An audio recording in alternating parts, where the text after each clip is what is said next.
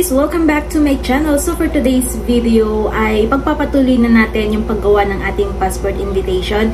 Pero natapos na tayo doon sa paggawa ng mga layouts ng ating passport invitation mismo using Microsoft Word. So for today's video ay papakita ko sa inyo kung paano tayo gagawa ng boarding pass or travel pass using Microsoft Word. So of course, i-prepare nyo lang din ulit yung mga images na ginamit natin noon or i-open niyo yung mga document na ginawa natin sa paggawa ng passport invitation layouts using Microsoft Word. And para sa ating boarding pass, meron akong dinagdag dito na barcode. So mag-download na lang kayo ng barcode na gusto ninyong gamitin. So na pang hinihintay natin, punta na tayo doon sa aking screen at papakita ko na sa inyo yung sample na ginawa ko na gagayahin natin na boarding pass. And of course, yung mga images na kailangan natin.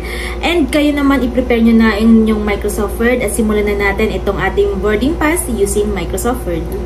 So, dito tayo ngayon sa aking screen and naayos ko na or napalitan ko na itong aking paper size. So, ito ay 3 inches by 7 inches. So, siguro alam nyo na kung paano naman magpalit ng paper size. Basta ang ilagay ninyo na size ay 3 inches by 7 inches and pahaba siya. So, yan yung size natin para sa ating boarding pass. And ito naman yung sample na ginawa ko na gagayahin natin. So, as in, ganun din, katulad din siya doon sa mga ginawa natin na passport invitation. Ang kulay natin or color motif natin ay navy blue. And ito naman yung kakailangan din natin na boarding pass or I mean na barcode para dito sa ating boarding pass. So, ganito lang yung kinuha kong sample. And nag-open na lang ako ng mga old documents na ginawa natin. So, ito yung part 4 ng ating passport invitation layouts using Microsoft Word. So, inopen ko lang yan. And, inopen ko din itong part 1 ng ating passport wedding invitation using Microsoft Word. Dahil kakailanganin ko itong mga nandito para dito sa ating boarding pass. So, makikita ninyo, itong heart siya na may airplane. Meron siya dito. And ito namang bilog na nandito ay meron din dito. So, para hindi na tayo mahirapan na iisa-isahin ulit natin yung mga kailangan natin gawin, ika-copy and paste na lang natin yon dito sa ating boarding pass para mas mapabilis natin yung paggawa natin. Since same procedure lang din naman yung gagawin natin. So, ito na. I-start na natin ito. So, dapat naka 3 inches by 7 inches na yung mga papel. Punta muna tayo ng insert and then mag-insert tayo ng box. Tapos, i-drag lang natin na ganyan.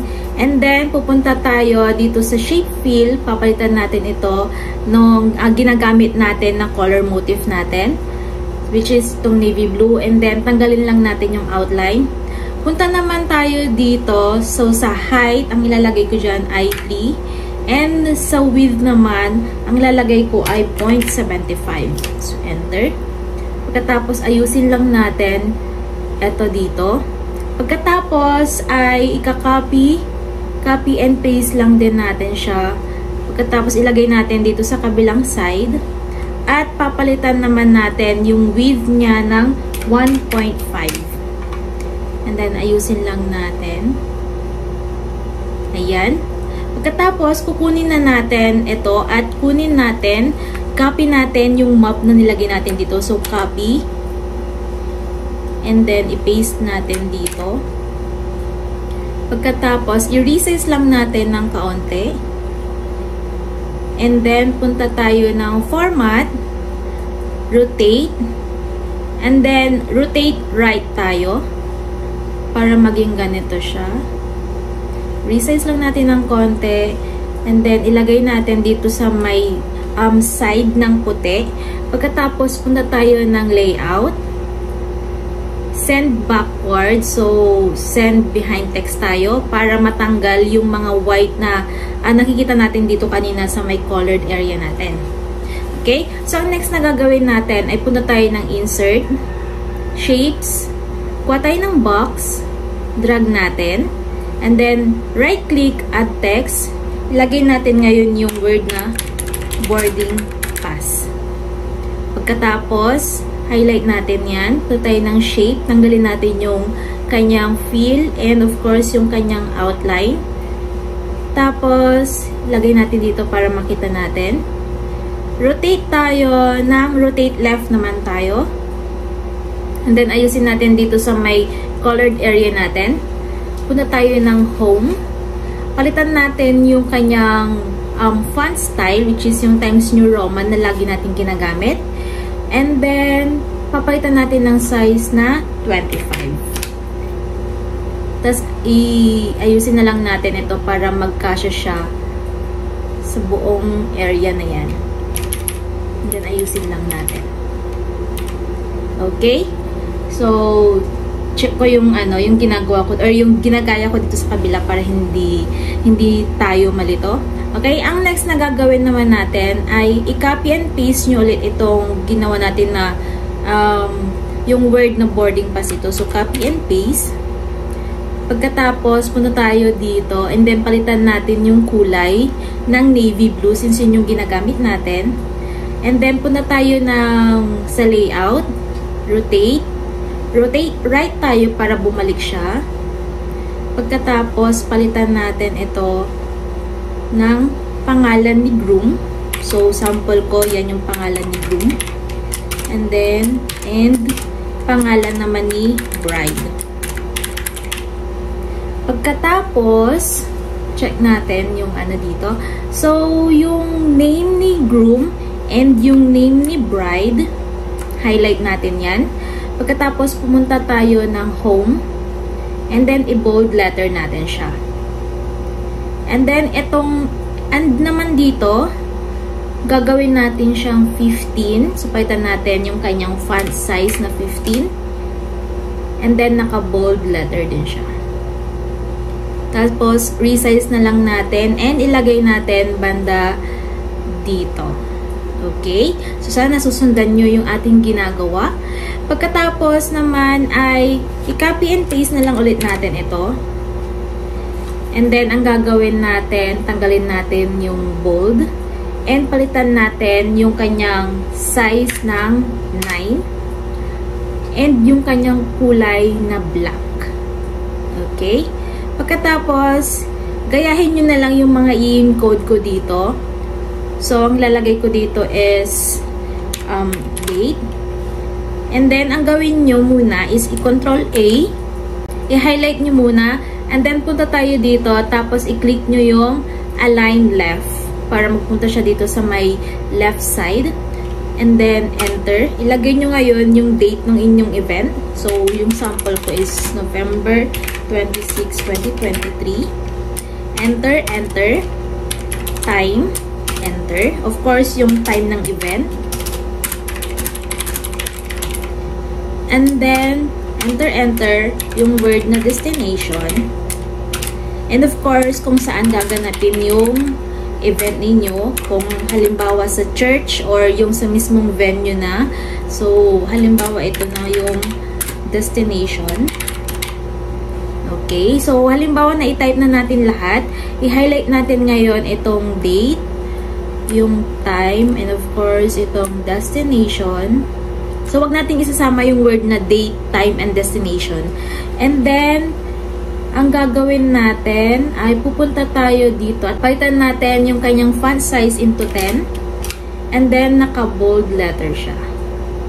Pagkatapos, i-resize lang natin ito para hindi masyadong malaki. Oops. And then, ilagay natin ditong side. Okay. And then, ang next na gagawin natin, i-copy and paste ko lang ulit yan. And then, pupunta ako dito. So, papalitan ko siya ng kulay into white naman siya.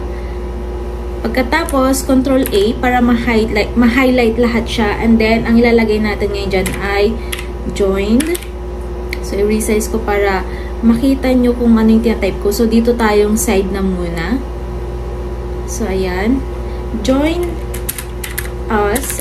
Halimbawa yan muna and then Control A. Tapos, ipindot nyo yung Control E para mag-center siya. So, join us for the start of our great adventure. And then, i-resize lang natin ito. Palitin lang natin ito. And then, ilagay natin bandang taas. Okay. And then, ang next na gagawin natin ay punta tayo ng insert. Kuha tayo ng shape na box. And then, drag natin dito sa may colored area. Pagkatapos ay yung fill, gawin nating white. And then, tanggalin natin yung outline. And then, i-resize lang natin siya. Okay. Pagkatapos, kunin natin ito, copy and paste. Ngayon naman, ilagay natin dito. Since hindi siya makikita, of course, kailangan natin palitan yung kanyang text color. So, gawin natin siyang black. And then, highlight natin. Ilagay natin yung month ng event. So, yung sample ko is November. Enter. Yung date. Enter. And then, yung year. Pagkatapos, i-highlight natin ngayon yung date. And, punta tayo ng home. Pagkatapos, palitan natin yung kanyang font size ng 35. Para malaki siya. And, para kitang-kita siya. And then, ayusin na lang natin. I-center na lang natin siya. Okay. Pagkatapos, copy ulit na lang natin ito. And then, paste. Tapos, Control A or highlight all. And then, i-type natin yung word na reception. Tapos, enter. And then, kung saan yung reception ng inyong event. So, sample ko lang itong hotel. Highlight ko yung word na hotel or yung reception. And then, papalitan ko ng 12 yung kanyang font size. Siguro sa pagdating sa mga font size, depende na lang siguro yon. Halimbawa, kung masyadong mahaba yung location ng inyong reception or yung sa destination, pwede ninyo napalitin yun kung masyadong mahaba para magkasya siya doon sa space natin. Okay? And then, ang susunod naman na gagawin natin ay punta tayo ng insert, pictures, picture from file, and then i-insert natin ngayon yung barcode. So, insert natin yan. And then, punta tayo ng layout, wrap text, behind text, punta ko ng bring forward, bring in front of text. Pagkatapos, resize ko yan. Lalagay ko siya ngayon dito sa my colored area. Since hindi siya makikita masyado, pupunta ako ngayon ng picture format, color, and then papalitan natin yung kulay niya ng lighter, which is this one na lang ang gagamitin ko. And then, resize na lang natin ito. Tapos, ayusin natin dito. Tapos, ito ibaba natin ng konti para hindi siya masyadong malaking space dito. Okay? So, medyo malapit na tayong matapos. Ang susunod na ilalagay naman natin ay yung heart na may airplane. So, kukunin ko ito. And then, i-click nyo lang ito. Copy. And then, of course, i-paste ninyo dito sa may ginagawa natin. So, ayan na siya. And then, i-move na lang natin na ganyan. Since hindi siya makikita pag ganyan yung kulay niya, of course, kailangan natin palitan yung kanyang kulay. Punta tayo ng picture format. Punta tayo ng color. And then, ang pipiliin ko is siguro this one. Ayan, para kitang-kita siya. And then, i-resize na lang natin para magkasya siya dito sa ating paglalagyan. Okay? And then, ang next na gagawin naman natin ay kukunin ulit natin ito. And then, iisa-isahin natin na ika-copy and paste itong may bilog dito. Ayan. So, para hindi tayo mahirapan, siguraduhin nyo na nakasave itong document na ito. Dahil ang gagawin natin, i-delete natin yung mga nasa bandang parang naka-forward siya ng mga images or text para makuha natin yung mga text na nandoon sa ilalim niya. So, gagawin ko muna, i-click ko muna to or i-delete ko muna yan. And then, ika-copy ko yung ayan, i-move ko muna siya since alam ko naman yung arrangement niya. Ayan, so ika-copy. Ayan, kaya naman siya ng pagsama-samahin, i-click. So, i-click nyo muna itong isa, ito, yung bilog, and then shift, and then click nyo yung isang bilog, shift ulit para makopy nyo yung dalawang heart. Oops. Ayan. And then, copy. And then, i-paste natin ngayon dito. Tapos, i-move natin banda dito. Since hindi siya makita, papalitan natin of course yung kanyang kulay. So, shape fill, sa shape format. And then, palitan natin ng navy blue. Ayan. And then, i-click natin yung dalawang heart. At, papalitan natin or lalagyan natin siya ng background color. Okay. And then, next naman ay kukunin natin yung name. This one, yung Ken and Cassie. Base. And then, syempre, lalagay natin dito. And, palitan ulit natin yung text fill into navy blue. And then, of course, ayusin lang natin ng kaunti. Okay. Katapos, of course, kukunin ulit natin ito, yung word naman na wedding. Ayan. Tapos, i-move natin dito. And then, shape format, text fill, palitan natin nung navy blue or yung kulay na ginagamit natin. And then, ayusin na lang natin dito. Okay. And lastly, kukunin natin itong date. So, copy natin yan. And then, i-paste natin. At saka natin ilalagay dito sa may gitna. So, of course, hindi makita. So, palitan natin yung kanyang kulay into navy blue. And then, of course, i-center na lang natin ulit yan. And then, ito, siguro i-ano ko lang siya. I-rotate ko lang siya ng kaunti. Tulad niyan. Ayan. So, check natin kung nakuha na nga ba lahat. So, ito yung aking sample.